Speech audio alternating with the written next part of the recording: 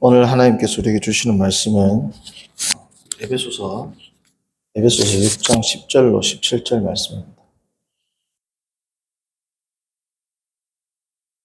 에베소서 6장 10절로 17절.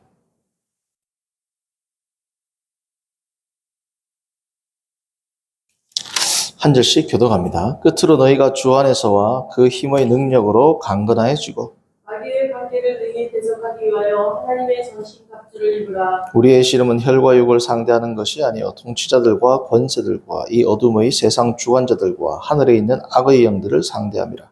그러므로 하나님의 전신 갑주를 취하라. 이는 악한 날에 너희가 능히 대적하고 모든 일을 행하기 위해 서기 위함이라. 그런즉 서서 진리로 너희 허리띠를 띠고 의의 호심경을 붙이고 평안의 복음이 준비한 곳으로 신을 신고 이 모든 것 위에 믿음의 방패를 가지고 이로써 능히 악한 자의 모든 불화살을 소멸하고 구원의 도구와 성령의 검 곧 하나님의 말씀을 가지라. 아멘. 지난주에 녹음이 잘 안 돼가지고 오늘 동일한 내용을 사실은 저는 2번을 설교를 하게 되는 겁니다. 그리고 저희 이제 장모님께서 큰 수술을 하셔가지고 지금 일산백병원에 계셔서 오늘은 오전 예배만 드리고 이제 제가 바로 올라가야 될 것 같아요. 그래서 오늘은 오전 예배만 드린다는 것을 성도님들께 말씀을 드립니다. 자, 에베소서 6장 10절부터 17절에 사도 바울이 우리가 잘 알고 있는 소위 하나님의 전신 갑주, armor of God, 하나님의 전신 갑주에 대해서 묘사할 때 전체적인 이미지는 로마 병사의 갑옷이었을 겁니다. 왜냐하면 하나님의 전신 갑주라고 한다면 당시에 가장 흔했던 로마 병사의 갑옷과 여러 가지 병기들이 생각났을 거죠. 자, 그런데 이 갑옷을 구성하고 있는 각 파트들, 방패, 검, 허리띠, 흉배, 신, 투구와 같은 이러한 여러 가지 병기들은 전체적인 이미지는 로마 병사의 갑옷의 이미지지만 그 각 파트, 병기를 설명함에 있어서는 로마 병사들이 사용하고 있는 그 파트를 설명하는 것이 아니라, 다시 말씀드리면 투구는 어떠한 모양이고 어떠한 기능이고 이런 것들이 아니라, 칼은 어떠한 소재로 어떻게 다루어야 되고 이런 것이 아니라 뭐예요? 다 영적인 의미들. 그런데 이 영적인 의미라고 할 때 이 영적인 의미는 다 어디서 왔느냐?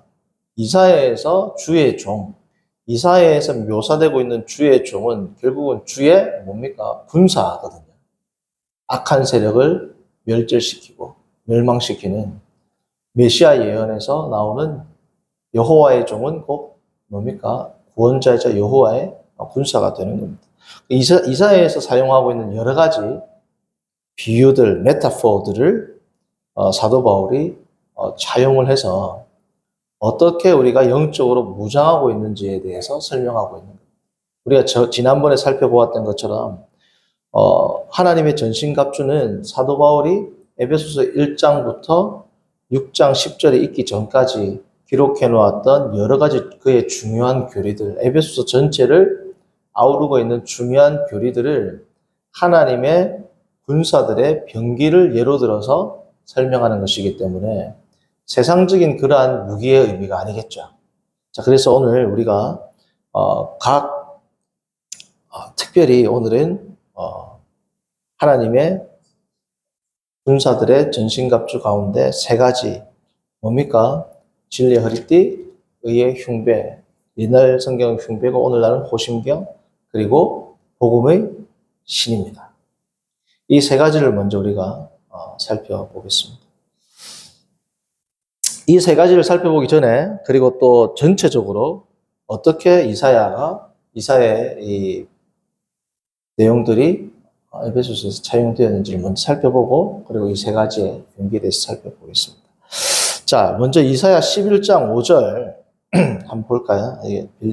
에베소서 표 해놓으시고, 이사야서 11장입니다. 11장은 우리가 이사야 설교를 다룰 때 우리가 보았죠. 11장은 그 유명한 뭡니까? 메시아 예언에 대한 장입니다. 메시아 예언. 7장부터 있었던 아하스 왕의 불신앙에 대한 심판의 메시지가 주어지는 가운데 11장에 메시아 예언이 나오죠. 11장 1절 보시면 이새의 줄기에서 한 싹이 나며 그 뿌리에서 한 가지가 나서 결실할 것이요. 쭉 나오는 이게 메시아 예언이라는 것을 우리가 다 압니다. 자, 5절을 보시면 공의로 그의 허리띠를 삼으며 성실로 그의 몸에 띠를 삼으리라. 앞에 나오는 공의는 뒤에 뭐에 대응하는 단어입니까? 성실과 대응하죠. 그리고 허리띠는 뒤에 나오는 띠와 대응하는 단어입니다.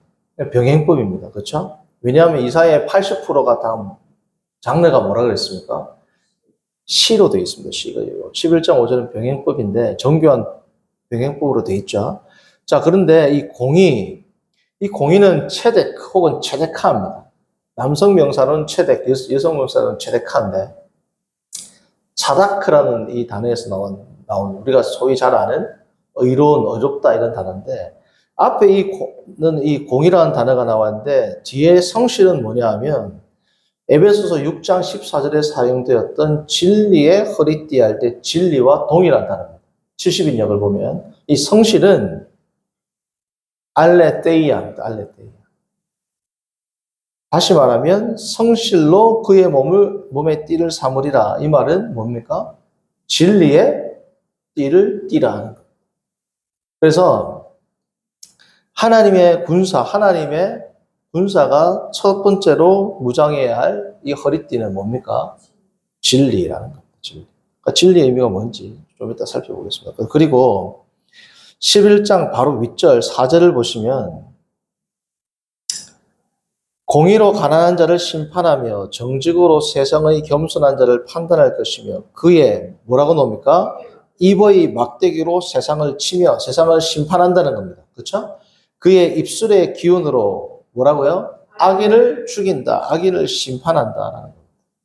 자, 그래서 여기에 나오는 입의 막대기, 입술의 기운이 49장에 가면 뭐라고 이야기하느냐? 이사야 49장을 봅니다. 49장 2절을 보시면 내 입을 날카로운 칼같이 만드시고 이게 성령의 검입니다. 그래서 성령의 검은 결국은 뭐예요? 그리스도의 말씀의 검인 거죠. 자, 그래서 말씀이 두 개 나와요. 첫 번째는 뭡니까? 복음으로 예비한 신이 나오죠. 복음도 말씀입니다. 그렇죠? 성령의 검입니다. 둘 다 말씀인데 앞에는 평화를 선포하는 메시지고 뒤에는 뭐야? 심판을 선포하는 메시지가 된다는 거죠. 그러니까 하나님의 말씀은 둘 다 있다는 거죠. 그렇죠? 그리스도 안에서는 구원이 있다. 전적인 포용력. 그렇죠? 그리고 보편성.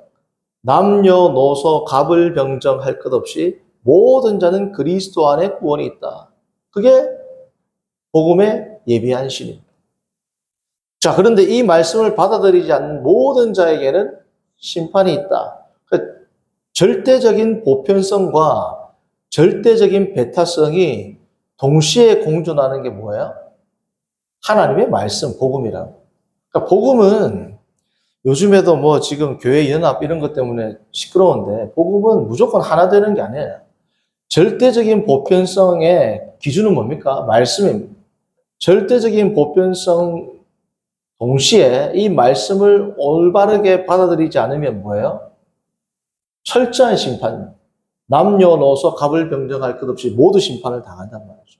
심지어 토라를 다 암기하였던 그 서기관들도 다 뭡니까? 예수님께서 지옥의 자식이라 했단 말이죠. 그러니까 예를 들어서 사도신경을 암송한다고 해서 다 뭐예요? 같은 하나님을 믿는 것이 아닙니다. 아무 때나 막 종교 통합을 한다 해가지고 하면 돼야 한다. 평안의 복음이 있는 동시에 뭐예요? 성령의 검이 있단 말이죠. 이 종교 통합이 얼마나 지금 요즘에 큰 문제가 되는지 모릅니다. 오이쿠메네, 에큐메니컬 운동할 때 이 오이쿠메네라는 이 단어는 헬라어로 세상, 월드라는 뜻인데 이 오이쿠메네라는 단어는 어디서 나왔냐면 그러니까 코인의 헬레니스틱 에라가 있기 전에 알렉산더 대왕이 전 세계를 내가 통합하겠다 할 때 나왔던 단어가 오이쿠메네입니다. 그러니까 하나님의 복음으로 하나 되겠다라는 이 말은 참 그럴듯한데 벌써 용어에서부터 그 시작이 뭐냐면 인간적인 수단으로 하나를 만들겠다. 마치 바벨탑 같은 사건이란 말이죠. 우리가 겉으로 보기에는 사랑으로 포용하고 모든 교단을 통합하고 모든 교단을 통합하는 것에 나가서 모든 종교들에게도 관용을 베풀자. 너무 사랑으로 보이고 하나로 묶는 것 같지만 결국은 뭡니까? 바벨탑을 쌓는 거라. 그러한 복음에 대한 오해가 있으니까 예수 그리스도라는 말을 하고 하나님을 부르면 다 하나가 된다. 성도님들, 예수님 당시에 서기관과 바리새인도 하나님을 불렀습니다. 그렇죠? 쉐마 이스라엘을 다 암송했단 말이죠. 쉐마 이스라엘을 암송한다고 해서 하나가 안 됐죠. 예수님께서. 너희는 뭐라고요? 나를 따라야, 나를 믿어야 뭐야? 하나님의 백성이 된다. 올바른 복음을 믿고 올바른 복음을 신앙으로 고백할 때 그때 하나가 되는 거지. 모든 기준을 차치하고 그냥 차치하고 예수님 이름 부른다. 하나님 이름 부른다. 사도신경 한다. 그래가지고 다 모으면 그게 하나가 되는 게 아니라.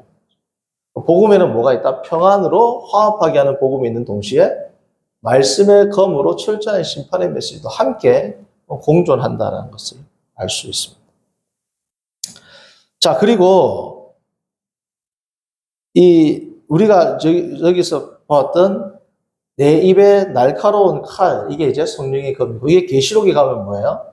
1장 16절입니까? 계시록 1장 16절을 보면 예수님에 대해서 묘사하는데 뭐라고 합니까? 1장 16절을 보시면 좌우에 날선 검이 있다. 이 다 이제 이사야에서 나오는 주의 종의 이미지를 차용한 겁니다. 계시록이 실제로 학자들마다 논란이 있지만 예수님을 묘사할 때 이게 실제로 사도 요한이 예수 그리스도의 그 형체를 보고 묘사했다라는 것보다 예수님의 그 어미로운 모습을 이사야의 메타포, 이 비유를 통해서 설명했다라고 보는 게 더 맞아요. 생각을 해보세요. 예수님이 나타났어요. 이게 우리가 그림을 그린다고 생각해 보세요. 입에서 막 검이 막 나오고 무슨 이 무협지 찍는 것도 아니고 그렇지 않습니까? 입에서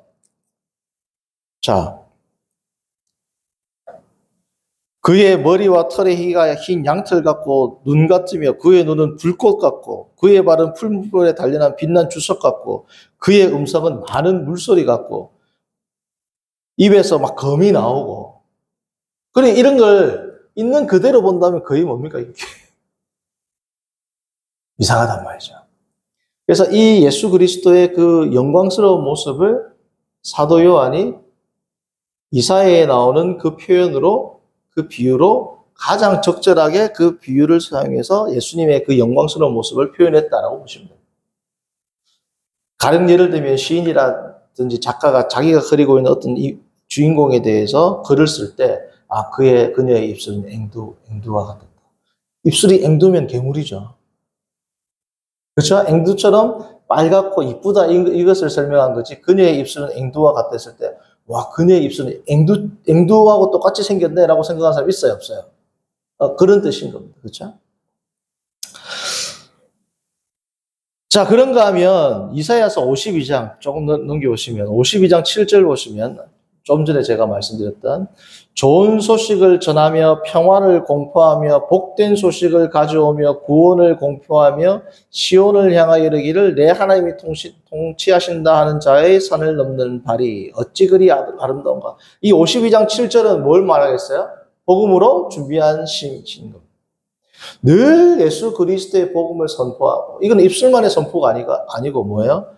발로 매 걸음을 걸어간다는 거니까 매 순간 나의 행동이 예수 그리스도의 복음을 증거하는 행동을 살아가는 것. 그게 뭐예요? 하나님의 전신갑주를 가운데 특별히 복음의 신을 신고 살아간다는 의미가 되는 겁니다. 59장 17절을 보시면 이사야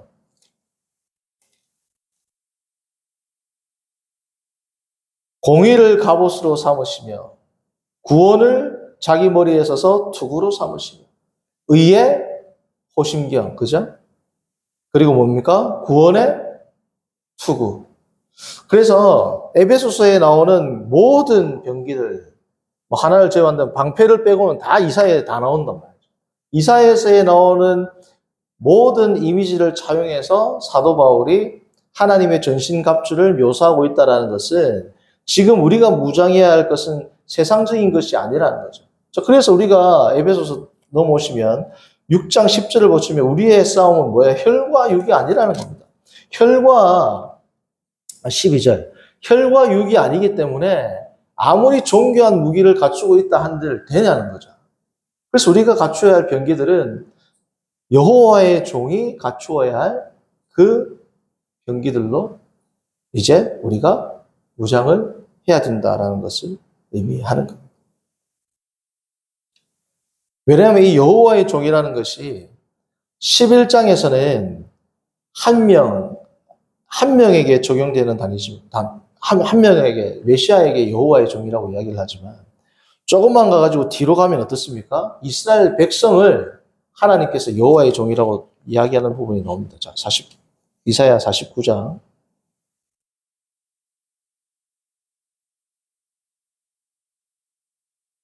자, 이사야 11장은 이사야의 줄기에서 한 싹이 나면 한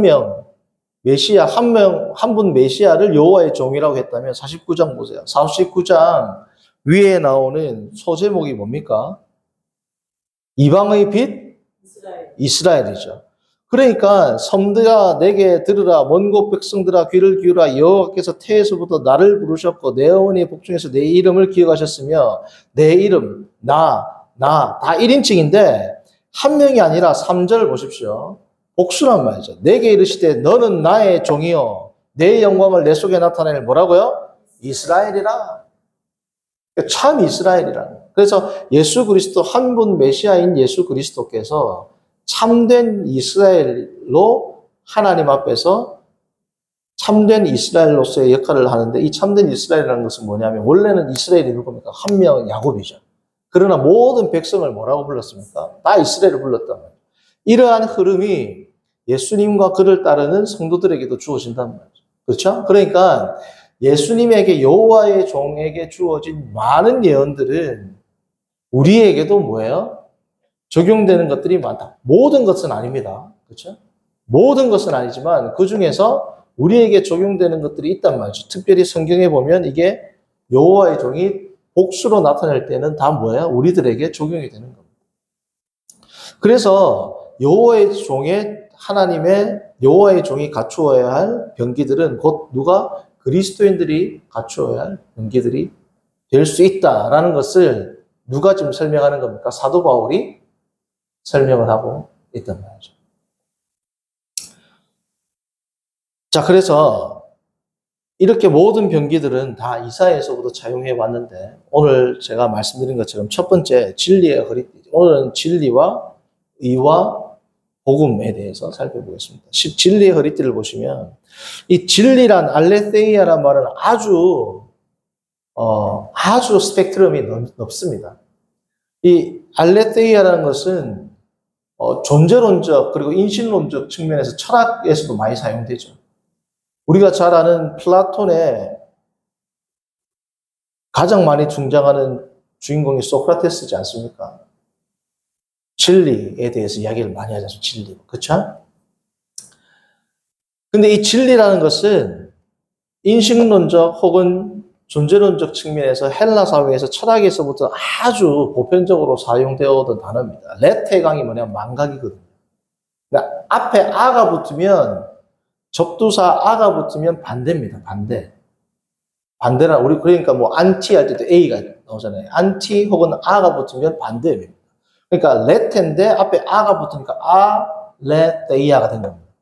알레테 그러니까 망각에서부터 내가 원래 인간은 천상계 이데아계에 있었는데 영혼이 육신으로 들어오면서 망각의 강을 건너면서부터 아름다운 모든 것들을 망각했다.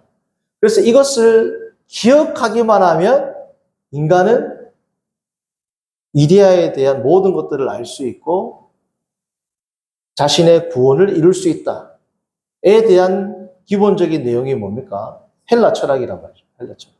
특별히 플라톤 철학, 소크라테스, 플라톤 철학이란 말이에요. 그래서 너 자신을 알라. 그리고 소크라테스가 삼파법 알잖아요. 계속해서 질문을 던지면서 인간 자신이 진리를 알아갈 수 있도록 추구하는 이유는 뭐예요? 진리가 원래 어디에 있다? 인간의 영혼에 내포되어 있다라는 뜻입니다. 그렇죠? 자, 그런데 성경은 완전히 반대로 이야기합니다. 그렇죠? 진리가 우리 영혼 속에 내포되어 있습니까? 말이 안 된단 말이죠. 말이. 근데 그러니까 이 기본적인 성도님들 세상 철학과 세상 사조는 인간에 대한 뭡니까? 낙관론입니다. 낙관론. 이 낙관론적인 입장을 가지고 있는 세상 문화와 우리가 통합하겠다. 될까요? 인간에 대해서 기본적으로 낙관적인 입장을 가지고 있는 이 세상적인 철학과 문화와 종교와 기독교가 통합이 되겠냐? 불가능한 걸 한다는 거죠. 그런 시도 자체가 불가능한 겁니다. 그렇죠? 자, 그러면 에베소서에 나타나는 진리는 뭐냐? 먼저 성경 전체에서 나타나는 진리는 너무 범위가 넓으니까 사도 바울 신학에서의 진리도 범위가 넓으니까 에베소서에서 먼저 일단 진리를 어떻게 이야기했는지를 본단 말이죠. 자, 에베소서에서 사도 바울이 말하고자 하는 진리는 뭘까요? 에베소서에 나와 있는 진리의 용례를 살펴보면 뭐예요? 알 수 있습니다. 자, 첫 번째 1장 13절입니다. 진리의 허리띠가 뭔지를 우리가 알아보는 거예요.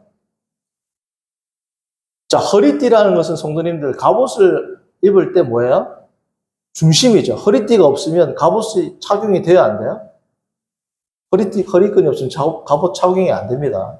심지어 칼도 못 차요. 다 어디에 찹니까? 검들도? 허리띠에다가 다 찬단 말이죠. 그러니까 모든 하나님의 전신갑주의 가장 기초, 토대, 파운데이션이 되는 게 뭡니까? 허리띠입니다. 그게 뭐라는 겁니까? 진리라는 거예요. 자, 그 진리가 뭐냐?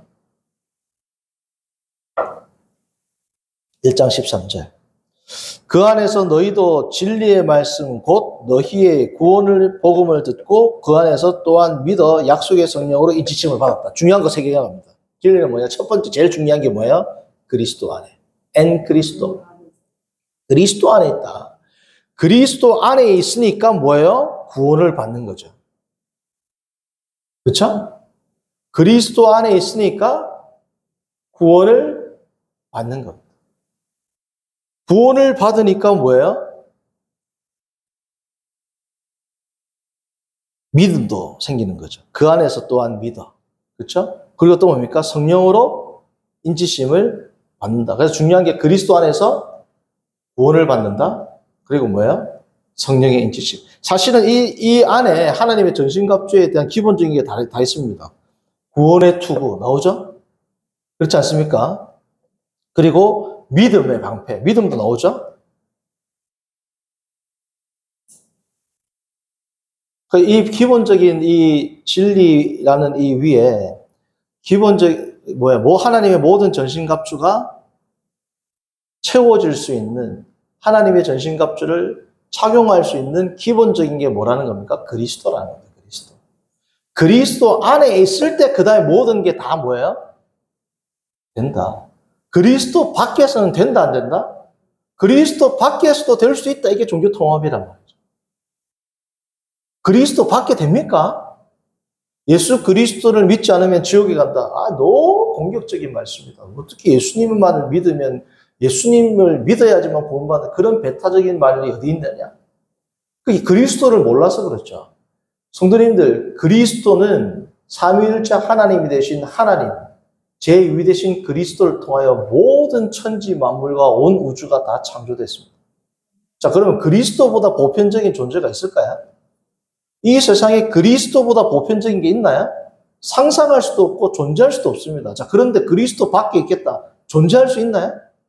성도님 생각을 해보세요. 모든 존재가 그리스도 안에 있는데 그리스도 밖으로 나간다는 게 가능합니까? 그런데 그리스도 밖에 있는 게 뭐예요? 그리스도를 믿지 않는 겁니다. 자, 그러면 그리스도 밖에 있다는 것은 존재할 수 있어요? 없어요? 살아있지만 이 존재는 존재가 아니라 비존재입니다. 왜? 그리스도 밖에 있기 때문에. 그리스도를 통하여 만물이 다 뭐예요? 창조됐죠. 자, 그러면 모든 존재는 그 근거를 어디에 두고 있다? 자, 근데 그리스도 밖에 있겠다. 존재가 돼야 안 돼요. 존재할 수가 없어. 그게 존재 안 한다. 이게 쉬운 말로 하면 사망이란 말이에요. 존재의 반대가 비존재죠. 비존재는 뭐예요? 사망이란 말이에요. 사망이는 어디입니까? 지옥이란 말이에요. 그러니까 그리스도 밖에서 뭐가 되겠다. 말이 안 된단 말이에요. 벌써 시작에서부터. 자, 그래서 진리의 가장 중요한 것은 뭡니까? 그리스도 안에. 그리스도 안에서부터 모든 것들이 뭐예요? 다 그 토대를 이루고 있다는 겁니다. 오늘은 진리의 허리띠까지 하겠습니다. 자, 그리고 이 그리스도 안에 있을 때 뭐가 주어진다? 구원을 받는다. 구원을 받고 또한 뭐예요? 성령으로 인치심을 받는다. 이게 진리의 가장 중요한 핵심 메시지라는 겁니다. 자, 두 번째 4장 21절입니다.